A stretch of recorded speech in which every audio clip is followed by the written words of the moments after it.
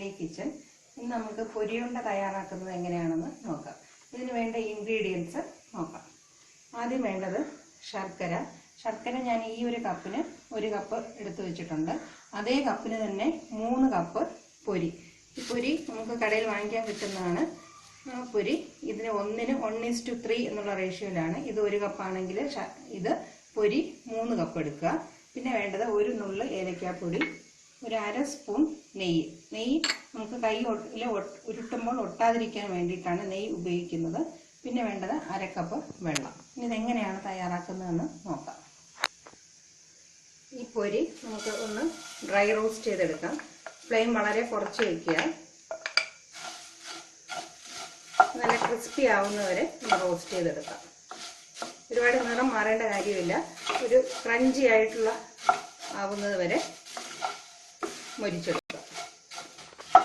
ഇത് ഏകദേശം 2 മിനിറ്റ് ഏറ്റവും ലോ ഫ്ലെയിമിൽ ഞാൻ റോസ്റ്റ് ചെയ്തിട്ടുണ്ട്. ഇനി ഇതൊരു പാത്രത്തിലേക്ക് മാറ്റാം. ഇതിൻ്റെ ടെക്സ്ചർ ഇങ്ങനെ ആയിരിക്കും. തൊടുമ്പോൾ നല്ല മുരുമുരാന്നുള്ള സൗണ്ട് കേൾക്കുന്നതാവുന്നത് വരെ മൊരിച്ചെടുക്കുക. ഇനി ഒരു പാൻ വെച്ചിട്ട് നമുക്ക് ശർക്കര പാനി തയ്യാറാക്കാം. ഈ 1 കപ്പ് ശർക്കരയും അതിൻ്റെ കൂടെ ഈ കപ്പിൽ തന്നെ 1/2 കപ്പ് വെള്ളം ഒഴിച്ച് ഒന്ന് ഉരുക്കിയെടുക്കണം. ഉരുക്കി ഇത് അരിച്ചെടുക്കണം. ഇതിലെ അഴുക്കെല്ലാം നീക്കാൻ വേണ്ടിയിട്ടാണ്. ഫ്ലെയിം കുറച്ച് വയ്ക്കുന്നതാണ് നല്ലത്. ജസ്റ്റ് ഇതൊന്ന് ഉരുകി വരുമ്പോൾ ഇത് അരിച്ചെടുക്കണം. ശർക്കരയെല്ലാം നന്നായിട്ട് മെൽറ്റ് ആയിട്ടുണ്ട്. ഇതിലെ അഴുക്ക് മാറ്റാനായിട്ട് നമുക്കിനി അരിച്ചെടുക്കാം.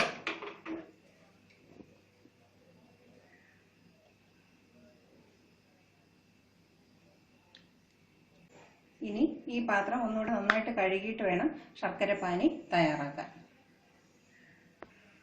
പാത്രം നന്നായിട്ട് കഴുകി ഞാൻ ശർക്കര പാനി ഒന്നുകൂടെ സ്റ്റൗവിൽ വെച്ചിട്ടുണ്ട്. ലോ ഫ്ലെയിമിൽ തന്നെ വയ്ക്കുക. അതിനൊപ്പം തന്നെ ചെറിയൊരു പാത്രത്തിൽ കുറച്ച് വെള്ളം എടുത്ത് വയ്ക്കുക. നമുക്ക് ശർക്കര പാനിയുടെ പരുവം ടെസ്റ്റ് ചെയ്യാൻ വേണ്ടിയിട്ടാണ്. ഇത് നന്നായിട്ട് ഇളക്കി കൊടുക്കുക. ഫ്ലെയിം ഒരുപാട് കൂട്ടി വയ്ക്കേണ്ട. പെട്ടെന്ന് ചിലപ്പോൾ മുറുകി പോകാൻ ചാൻസ് ഉണ്ട്. മീഡിയം ഫ്ലെയിമിൽ തന്നെ ചെയ്യുന്നതാണ് നല്ലത്. ഇപ്പോൾ ഇത് നന്നായിട്ട് തിളയ്ക്കുന്നുണ്ട്. ഇത് നമ്മുടെ പരുവമായോ എന്ന് ടെസ്റ്റ് ചെയ്യാനായിട്ട് കുറച്ചെടുത്ത് വെള്ളത്തിൽ ഒഴിച്ച് നോക്കുമ്പോൾ അത് ഉടനെ തന്നെ അലിഞ്ഞു പോകുന്നുണ്ട്. നമുക്ക് ഇത് കൃത്യമായ അളവാകുന്നത് ഈ ശർക്കര പാനി ഇതിനകത്ത് ഇടുമ്പോൾ നമുക്കൊരു സോഫ്റ്റ് ബോളായിട്ട് ഉരുട്ടിയെടുക്കാൻ പറ്റണം. ആ പരുവത്തിലാണ് നമുക്ക് പൊരി ചേർക്കാനുള്ളത്. ശർക്കര നന്നായിട്ട് പതഞ്ഞ് വരുന്നുണ്ട്. ഏകദേശം നമ്മുടെ പരുവായി വരുന്നുണ്ട്. ഇനി വളരെ ശ്രദ്ധിച്ച് വേണം ചെയ്യാൻ. ഇനി നമുക്കിത് ടെസ്റ്റ് ചെയ്ത് നോക്കാം. കുറച്ചെടുത്ത് വെള്ളത്തിലൊഴിച്ച് നോക്കാം. അലിഞ്ഞു പോവാതെ ഇങ്ങനെ കിടപ്പുണ്ട്. ഇങ്ങനെ ഉരുണ്ട് ഏകദേശം വെള്ളത്തിൽ അലിയാതെ തന്നെ നമുക്ക് കിട്ടുന്നുണ്ട്. ഇങ്ങനെ ഉരുട്ടാൻ പറ്റുന്നൊരു പരുവാകുമ്പോൾ ഓഫ് ചെയ്യാം. ഇതിപ്പോൾ നല്ലൊരു സോഫ്റ്റ് ബോളായിട്ട് നമുക്ക് ഉരുട്ടാൻ പറ്റുന്നുണ്ട്. ഇപ്പോൾ ഏകദേശം ഇത് തയ്യാറായി. ഇനി ഉടനെ തന്നെ പൊരി അതിനകത്ത് ഇട്ട് കൊടുക്കാം. പൊരി പെട്ടെന്ന് മിക്സ് ചെയ്യുക. അതിനൊപ്പം ഏലക്കാപ്പൊടിയും ഇട്ട് കൊടുക്കുക.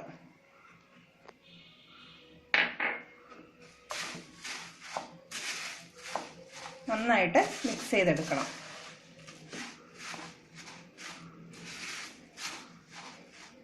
ഈ പറഞ്ഞ അളവിന് ശർക്കര ചേർത്താൽ മാത്രമേ ഇത് നന്നായിട്ട് കോട്ടായി കിട്ടത്തുള്ളൂ. കൂടിയാലും ശരിയാവത്തില്ല, കുറഞ്ഞാലും ശരിയാവത്തില്ല.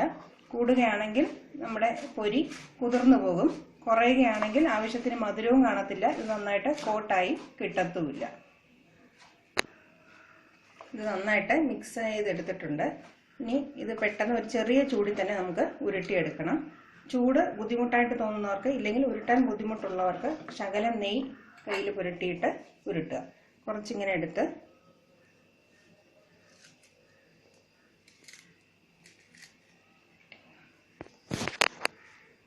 ഇത് ചെറിയ ചൂടിൽ ഉരുട്ടി തുടങ്ങണം.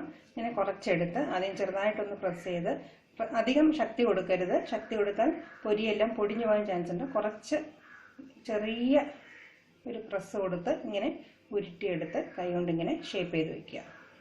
കുറച്ച് നെയ്യ് പുരട്ടിയിട്ട് ചെയ്യുന്നത് എളുപ്പമായിരിക്കും. നെയ്യ്ക്ക് പകരം അരിമാവ് ഉപയോഗിച്ച് ഇതുപോലെ കയ്യിൽ പുരട്ടിയിട്ട് ഉരുട്ടിയെടുക്കാം. കുറച്ച് പൊരി ഇങ്ങനെ എടുക്കുക. ചെറിയൊരു പ്രസ് കൊടുത്ത് പതുക്കെ പതുക്കെ ഒന്ന് അമർത്തി കൊടുത്ത് ഇങ്ങനെ ചെറിയൊരു ഉരുളയാക്കിയിട്ട് പിന്നെ നന്നായിട്ട് റോൾ ചെയ്തെടുക്കുക. ഇങ്ങനെ ബാക്കിയുള്ളതെല്ലാം നമുക്ക് ചെയ്തെടുക്കാം. ഇതെല്ലാം ഞാൻ ഉരുട്ടി തയ്യാറാക്കിയിട്ടുണ്ട്.